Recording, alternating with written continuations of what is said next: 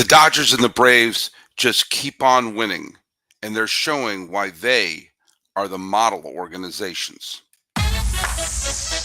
You are Locked On MLB, your daily MLB podcast, part of the Locked On Podcast Network, your team every day.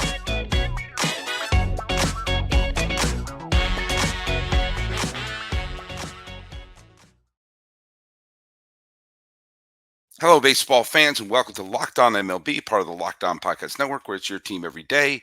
This is the daily podcast. We talk about all of Major League Baseball. I am your host, Paul Francis Sullivan. Please call me Sully. I am an Emmy-nominated television producer who has been a baseball podcaster for the last, decade or so. And I've been here with the Locked On Podcast Network for the last 5 seasons. You can follow us at Locked On MLB Pods on Twitter and on Instagram. I'm your pal Sully. I'm at Sully Baseball on Twitter, Sully Baseball Podcast on Instagram. We're doing this as a live one because last night I had no voice. And it's in the morning here. The sun's coming up here in LA County. And I want to get this show out the door and into the garage. Let's deal with some business first. I had a trivia question that went there, and it was, who are the only 2 pitchers to throw a complete game in the World Series since 2010? It's actually been the last 10 years. So we've had only 2 complete game victories in the World Series since 2010, and we have someone who is not Craig Brindle got right. Court Stell got it correct. My buddy Marcel in Switzerland got one of them. Madison Bumgarner did indeed he threw the last complete game shutout, which was in 2014 when Madison Bumgarner did a little bit of everything. But the last 2 World Series complete game victories, Court Stell got it correct. Madison Bumgarner against the Kansas City Royals in 2014, and then Johnny Cueto with the Kansas City Royals in 2015. Johnny Cueto's cameo with the Kansas City Royals had its ups and downs. He didn't pitch like the stud ace that they thought he was going to be during the regular season, but he wound up having a fantastic postseason start against the Houston Astros. Remember, the Kansas City Royals were on the verge of being eliminated in the division series in 2015 before running on to winning the World Series. That's going to be a subject of a later episode where we talk about the teams that won the World Series that were on the verge of a quick exit. But Cueto pitched well against the Houston in the division series, and then game 2, and remember, this came right off of a game 1 marathon, extra inning marathon between the Royals and the Mets in 2015. And both bullpens were kind of sort of depleted. And in game 2, they handed the ball to Johnny Cueto, who went all 9. The bullpen had 2 full days of rest. And then the bullpen dominated the Mets as they took 2 out of 3 in Citi Field, including 2 wild games. The 2015 World Series was an odd World Series because it was a 5-game series, so they never got to the game 6 or 7. The final game, the Royals blew out the Mets in the final inning, so there wasn't a lot of tension at the end. So it doesn't feel like a classic World Series, but 3 of the games were airtight and weird with lots of errors and bad plays, and the Royals forcing the Mets' hand with lots of daring base running. It was an exciting series, and I talked about it back in the old Sully Baseball podcast. But now the Mets and the Royals, they're afterthoughts. A mere 8 years later, they're afterthoughts and also rans. Taking a look at the baseball scores yesterday, 2 teams faced, I guess, challenges at home and absolutely ran over their opponents. And they are the 2 model organizations right now. Now, I have been accused of being biased towards this team or biased towards that team as I try to talk about all 30 franchises. You'll forgive me if I'm not talking about the White Sox a lot these days. There's not a lot to talk about. You'll forgive me if, excuse me, I had to adjust my headset there for a little bit. There's some teams that are playing out the string. There's not a lot to talk about.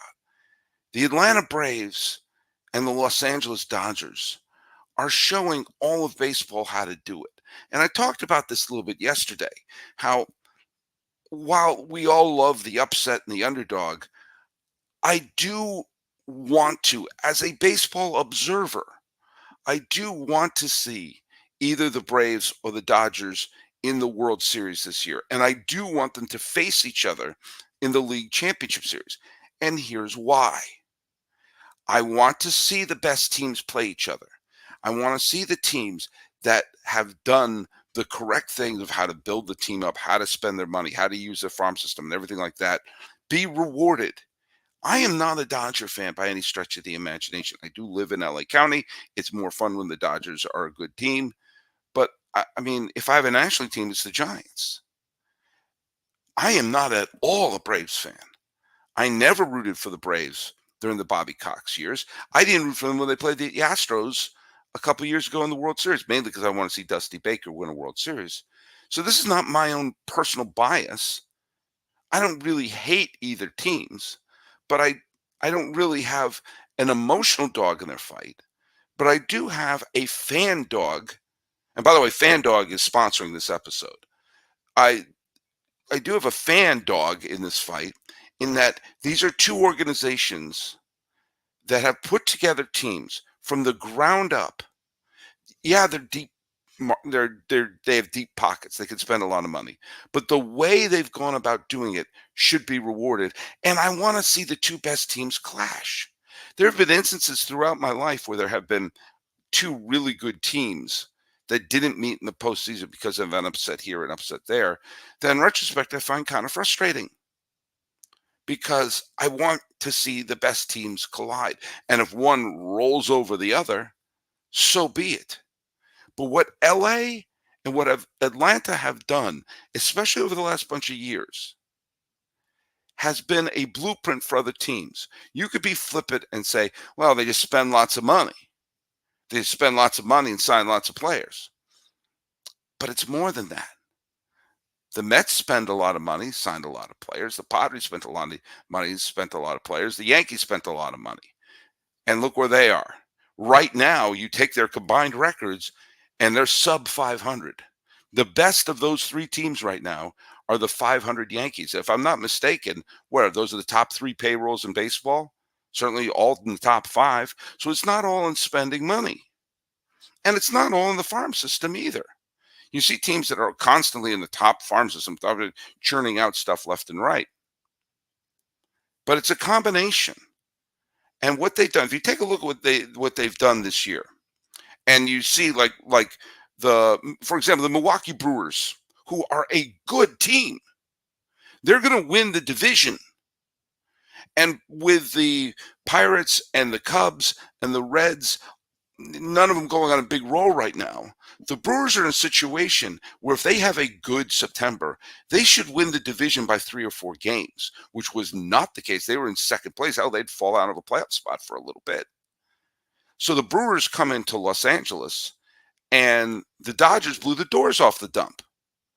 All right, it wasn't a huge blow. It was a 6-2, but at no point during the game when the Dodgers winning streak hit 9 did it feel like the Brewers were going to win that thing. The Dodgers felt like they were in control.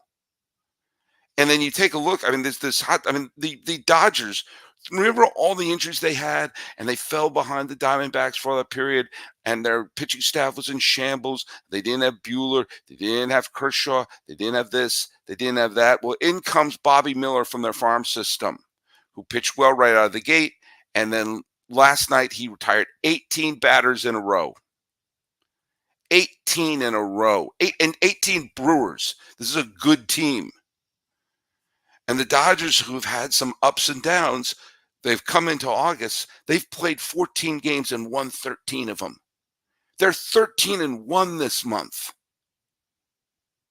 No team has been better in August. No team has taken a look at this stretch run and put on the aft thrusters better than the Dodgers have. And all of a sudden, you see Bobby Miller fitting right in. Lance Lynn, not the biggest trade chip, sent out there. Heck, not even the biggest trade chip from the White Sox that was sent out. But he comes into this organization, remembers how to pitch. They make a few adjustments. All of a sudden, boom, they got another pitcher. Oh, who's coming off the injured list? Is that Clayton Kershaw? The Dodgers have been devastated with injuries, which is one of the reasons I roll my eyes when I hear some of the teams that had high expectations blame injuries. The Dodgers have had injuries. And you can't also say, well, they just develop all these players and just sign them and keep them. They lost Trey Turner. They lost Corey Seager. They lost Kenley Jansen. A lot of players leave the Dodgers. A lot of players skedaddle. Remember, Max Scherzer skedaddled from the Dodgers from his weird cameo with LA.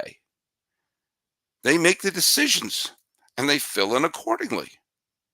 And sometimes they dip into their farm system and find something. And sometimes they make a big acquisition to fill a hole there. Yeah, they brought in Freddie Freeman. Yeah, they brought in Mookie Betts because the Red Sox were stupid for a minute. And the Braves decided not to sign Freddie Freeman. We'll get to Freddie Freeman in a second. But it's a combination. And look at the results. Every division title since 2013 has been won by the Dodgers, with one exception. And that year, they won 106 games. And this was from a management that makes the whole Hal Steinbrenner, Brian Cashman situation look like holding hands and kumbaya. It was an absolute travesty.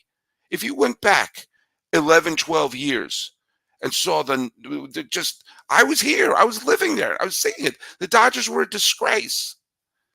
And they turned it around. And it wasn't all just from buying stars. They have a terrific, right to this day. If you go, I went to MLB.com and they have a thing about the pipeline of which teams have the best farm system. And guess who comes in at where is it? Number 6. The Dodgers, who still have 1, 2, 3, 4, 5 of the top 100 prospects in baseball. Still sitting there ready to come in. If they need to use one to pull off a trade, fabulous. The Dodgers are one of the 2 model organizations in baseball. There is a second. To go all Yoda on you, there is another.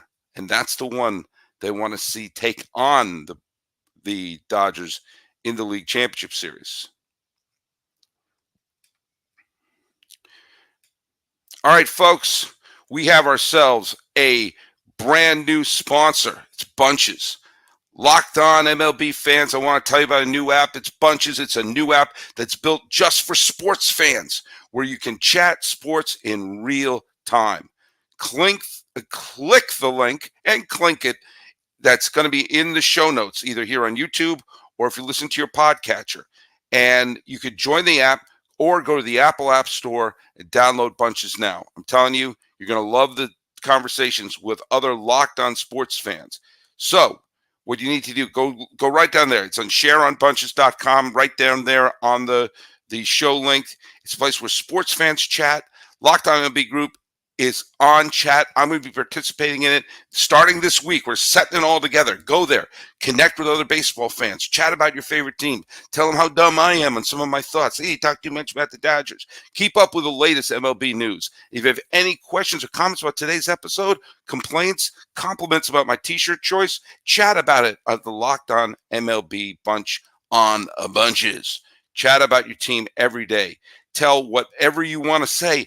Tell your thoughts about me. Tell me if you think you would rather have me talk about one thing or another. Answer trivia questions there. So here's what you got to do. You got to download the Bunches app today. When you do, your friends at Bunches have featured the Locked On MLB Bunch on the Discover tab. You can also click on the link in the show notes to join Locked On MLB Bunch community today. So there you go. Check us out. Go Bunches. We're doing this live. I got a comment in here. Who's in there? Hey, Marcel, my buddy in Switzerland says, let's show it up here. He says, he's saying, hey, Sully, I can't believe I'm catching a live show. Where is that? There it is. Can't believe I'm catching a live show. Neither can I. Neither can I. I got to head to work pretty soon. Pal Sully has a job. The Braves are the other team, obviously, that have shown how to go about doing this. It wasn't that long ago. They tore the team down. Remember in 2013 when they left Craig Kimbrell in the bullpen, ironically, against the Dodgers, and they looked like they were going to win the National League East for the next bunch of years. Things fell apart and they traded away everybody. They did a rebuild. They put two sticks of dynamite. They blew it up. A lot of bad things were happening to the Braves in the mid 2010s, and look where they've emerged right now. Look at how they've come about. And first of all, I got to give, and I will say this: I will always eat crow when I'm wrong. I will always eat crow when I'm wrong. And I was wrong about Brian Snitker. When the Braves brought him in to be the manager, I shrugged and I thought they had many other high-profile managers that they could have brought in. I thought they swung and missed when they brought in Brian Snitker. I was 100% wrong about that. He has been everything you could ask for in a manager. And maybe that should tell people a little bit about their managerial choices, because this was a guy who was a baseball lifer with tons of minor league managing experience. They brought in someone who, and sit down, everyone, managed. That's right. He managed before. And because of that, they wound up having someone, when they gave him the reins to the team, he kind of sort of knew what he was doing. But this is really Alex Anthopoulos' team. You know, I mean, they have Ronit Shah and Ben Shastatonovich. I'm probably mispronouncing everyone's name wrong, but Alex Anthopoulos, as the president of baseball operations and GM, has done an absolutely marvelous job putting this team together and doing the right things. Again, have they had injuries? You betcha. You betcha they've had injuries. Have they had free agent defections? They lost Freddie Freeman, who was a Hall of Fame caliber player who's gone on to be an MVP type with Los Angeles. They lost Dansby Swanson. They lose players from the team, and then they replenish. You take a look at this team. They are a team with surgeon precision right now. The poor Yankees, I love saying that, the poor Yankees, who came in stumbling and bumbling and grumbling after the humiliating 2 games that they lost, especially the finale on Sunday, came limping into Atlanta and basically got a 2x4 to the face in back-to-back games. You know, the Yankees, I think they took an early lead in the first game, and that was called a head start, as the Braves won that one, 11-3, 11-4, something like that. And yesterday, again, Luis Severino pitching for his life, because the Yankees don't have 5 starting pitchers right now. Just goes to show you, it's not always spending money. The Yankees can't even fill out a roster right now. And they come in there, and Luis Severino, who actually lowered his ERA to 7.9 something, which gives you an idea of what kind of year he's having. And he's trying to get through that first inning, and Marcell Ozuna winds up hitting a home run into center field. They have 120 something first inning runs. The number of times they score in the first innings, they put the teams on the heels. You're seeing that left and right with this team. And then before you know it, it's up 3-0, it's 5-0, and the game's basically over. If the Yankees get a perfect game and win 22-0, they've still lost this series. And Atlanta's playing in a good division. The Phillies are a playoff team. The Marlins are a playoff team right now. And the Phillies the Atlanta Braves are running away with it and using their farm system to fill in the holes. They don't have a highly rated farm system anymore. They still have a couple of players. They only have 1 player left in the top 100 picks according to MLB Pipeline. But that's part of the reason is they used that farm system to replenish some of their holes and put themselves in this position to bring in Murphy, to bring in Olsen, and using the philosophy that won them a World Series in 2021, which is, if you lose a player, replace them with a major leaguer. And it worked perfectly in 2021. These 2 teams, the Dodgers and the Braves, who are probably going to sweep their series this week, They both have won World Series this decade. And what I don't want, even though, as I said, I'm not a Dodger fan, I'm not a Braves fan, but I think it'd be good for baseball that each of these teams have more than one title. I think it would be good for baseball and for other teams to look up at them and say, hey, this team, which went on a run, won multiple titles in the 2020s, showed us how to do it. It is a combination of scouting and analytics and farm system and making sure that you fill in the holes properly. I think it would be good for baseball if you see some of the teams, and maybe if you're Steve Cohen and the Mets, who tried the whole let's just buy one quickly, that didn't work. And if he's smart, he'll look at that's the type of team I want to be. Always in it. Every once in a while, the Rubik's Cube will work and they'll be in the World Series and win one or two along the way. Having that be your barometer for how to put a team together, I think would be good for the game because it creates a signpost. It's not just one method. It's not analytics only. It's not scouting only. It's not farm system only. It's not spending money only. It's a combination. And having someone who has, and I know Dave Roberts has gotten a lot of grief as a manager from Dodger fans. The Braves put together with a manager with managerial experience. Again, a novel concept. And with that, I think it's positive for the Braves, positive for the Dodgers, and quite frankly, would be right for baseball if both of these teams get to the League Championship Series and face off, because that would show everyone this is how it's done. One thing that the Dodgers and the Braves have done is they've shown how to put all the pieces together. And for a championship team, it's all about making sure every player is a perfect fit. It's the same when it comes to your vehicle. Every part needs to fit just right. So next time you need parts and accessories, head to eBay Motors. With eBay Guaranteed Fit, you can make sure that every part fits just right the first time around.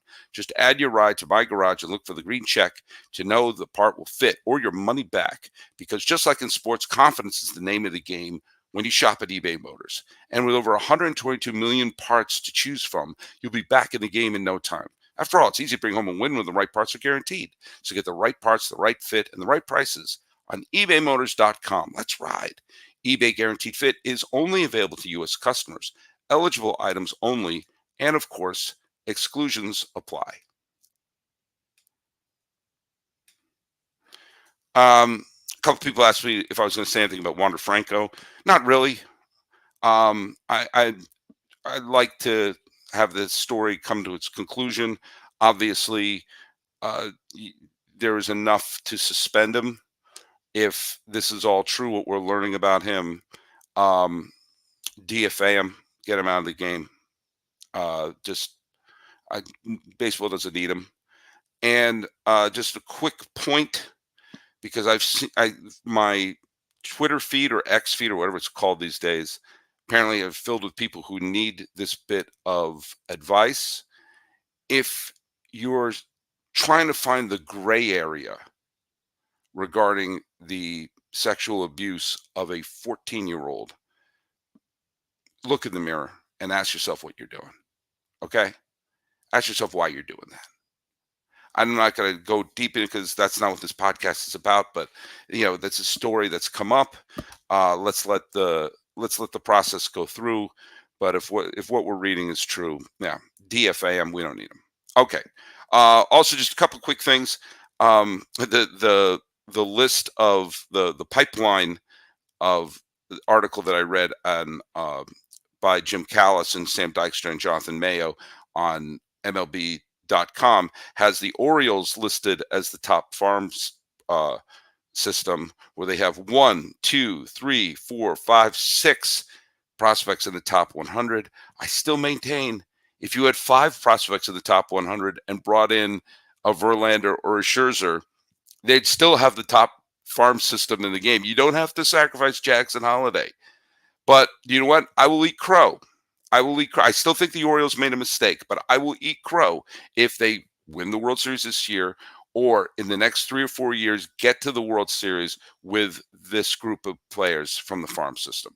I ate crow with the Washington Nationals when I thought they made a mistake by sitting Steven Strasburg in 2012. And I said the only way that they will be justified is if they win the World Series, and Steven Strasburg is a big part of it. Well, they won the World Series, and Steven Strasburg was the World Series MVP. In fact, he should have been the last pitcher to throw a complete game of the World Series because he pitched Game 6 of the World Series in 2019. It was a blowout, and he pitched 8 1/3 innings. And for reasons that I still don't understand, they took him out and brought in friend of the podcast, Sean Doolittle, to get the last 2 outs. I'm glad Sean got the last 2 outs, but why not have a completely fresh and ready bullpen for Game 7? I digress, and it's tough to criticize the Nationals for 2019. The Yankees made a bizarre decision that I don't quite understand. I'm going to have to listen to Locked On Yankees with Stacey Gotsulias and Steve Granato. The Yankees aren't having their old-timers day. Now, look at, how I said I'm not a Dodger fan, I'm not a Braves fan. I'm certainly not a Yankee fan. I've made it clear that I'm not a Yankee fan. But one of the highlights of the year, for me personally, is, ironically, Yankees Old Timers Day. Because one thing the Yankees do really well?